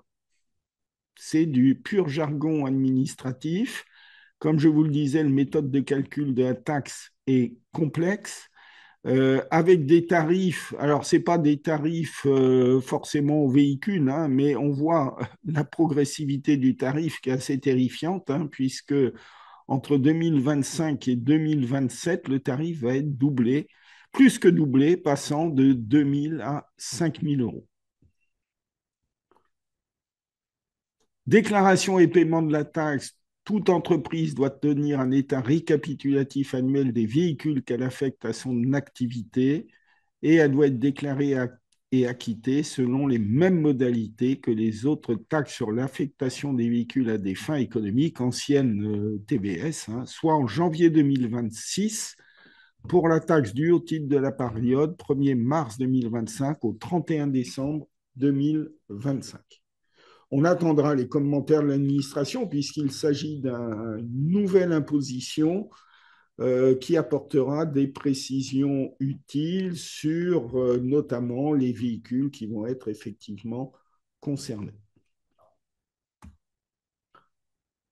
Alors, on finit par le contrôle fiscal, puisque, outre les recettes générés par les impôts régulièrement déclarés et payés par les entreprises, l'État escompte chaque année obtenir des recettes supplémentaires grâce au contrôle fiscal et les différentes dispositions qui sont prises visent à étendre les capacités d'action de l'administration fiscale. D'abord des capacités temporelles, puisque si en général on a un délai de reprise ou de prescription qui est de 3 ans, vous pouvez avoir un délai de reprise dans certains cas qui est porté à 10 ans et un nouveau cas tranché par la loi de finances, c'est délai de reprise de 10 ans lorsqu'une personne physique se prévaut d'une fausse domiciliation fiscale à l'étranger pour ne pas payer d'impôts en France. Hein. Donc nous, on a notamment le cas d'un contentieux avec un client qui se dit domiciliés aux Seychelles. Mais quand on y regarde de plus près, on voit que la quasi-totalité de son patrimoine économique se trouve en France. Et on ne peut malheureusement pas, pour le défendre, dire qu'il a quelques biens immobiliers aux Seychelles parce qu'il se trouve que cette personne est également redevable de GIFI.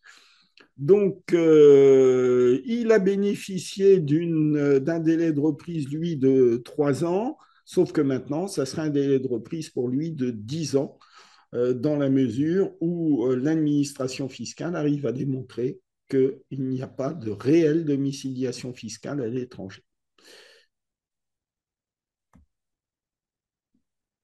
Pour faciliter et éventuellement permettre des contrôles plus rapides, là on est sur la fiscalité des particuliers, contrôle des crédits d'impôt et prélèvement à la source. En général, quand l'administration fiscale contrôle une déclaration de revenus, vous avez déjà bénéficié des réductions au crédit d'impôt.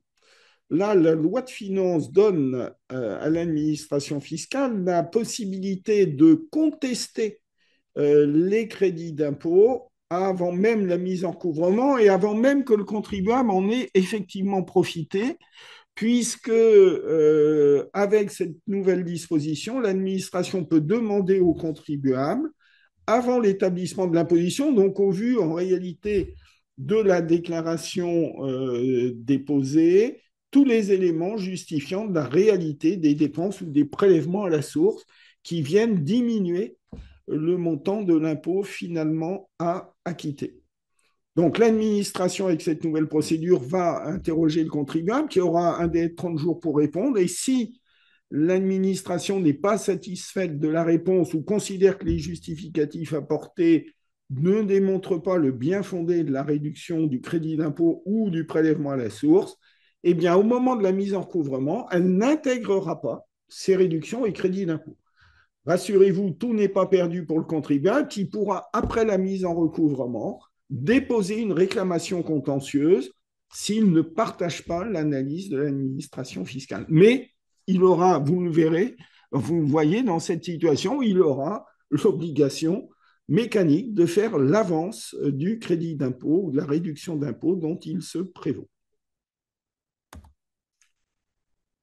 Les avoirs numériques à l'étranger. Alors, ce n'est pas le dernier thème, un petit teasing. Vous aurez un petit bonus pour ceux qui sont allés au bout de la diffusion, notamment pour les cotisations sociales de SPFPL, pour ceux que ça intéresse.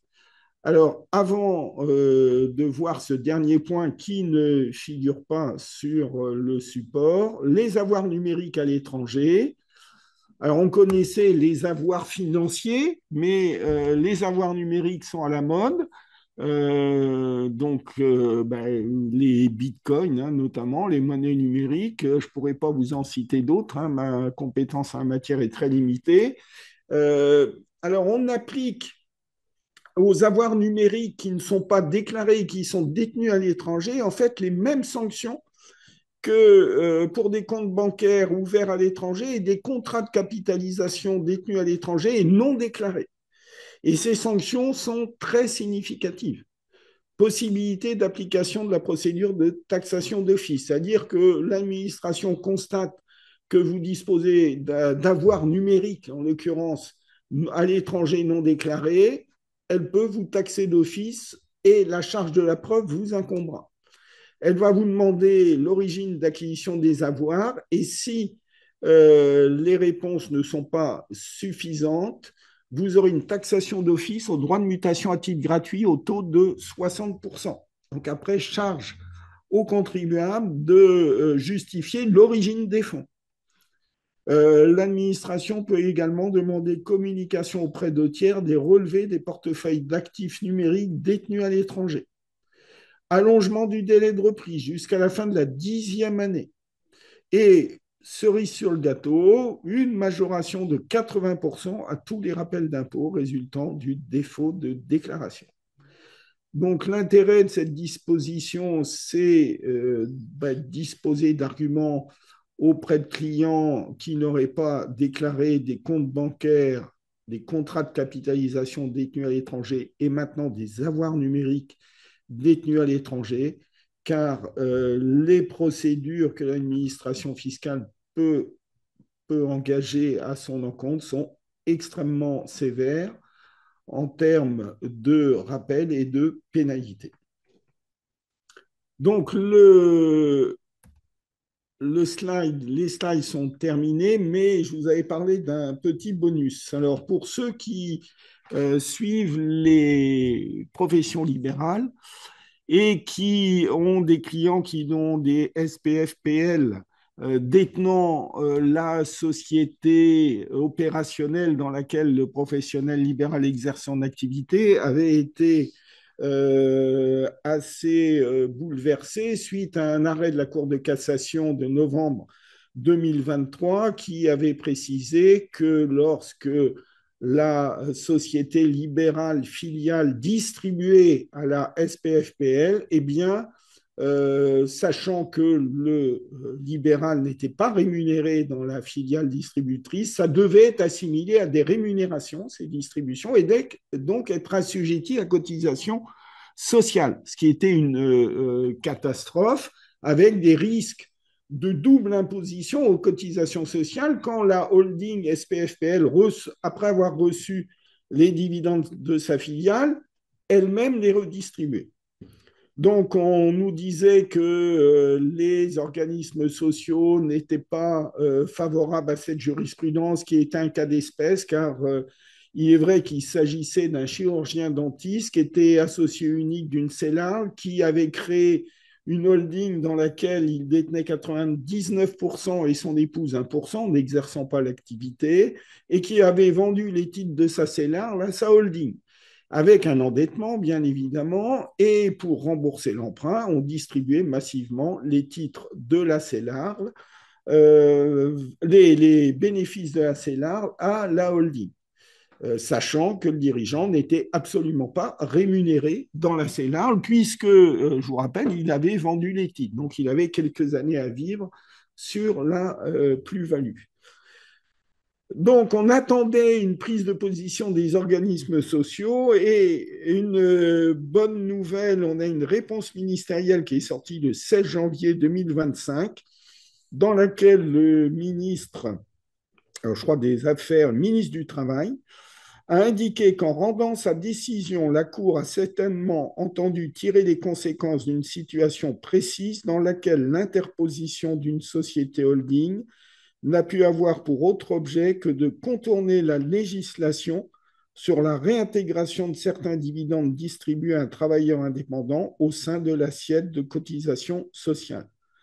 En tout état de cause, compte tenu des particularités de l'espèce et de la conclusion prise en conséquence par le juge, la ministre indique que cet arrêt ne saurait être regardé comme un arrêt de principe remettant en cause la distinction entre personnes morales et personnes physiques. Dès lors, il n'est pas prévu de tirer les conclusions juridiques générales en conséquence de cet arrêt. Et cette position a été rappelée par l'État aux organismes de recouvrement de cotisations et contributions sociales. C'est une réponse ministérielle qui vient alors clore le débat, on l'espère, car deux risques, c'est que des contrôles qui sont lancés, déjà partis, partent en contentieux, que les juges qui, eux, n'ont de compte à rendre à personne, si ce n'est à la Cour de cassation, ne continuent pas de l'appliquer.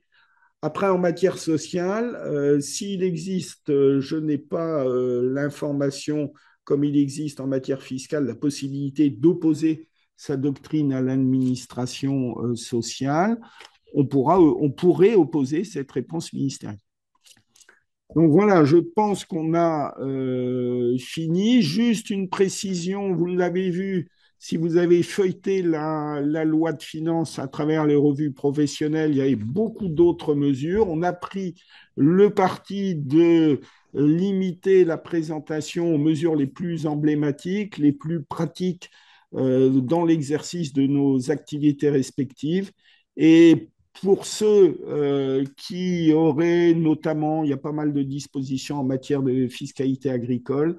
J'invite ceux qui ont des clients dans ce type d'activité notamment à aller se pencher sur les nouvelles dispositions.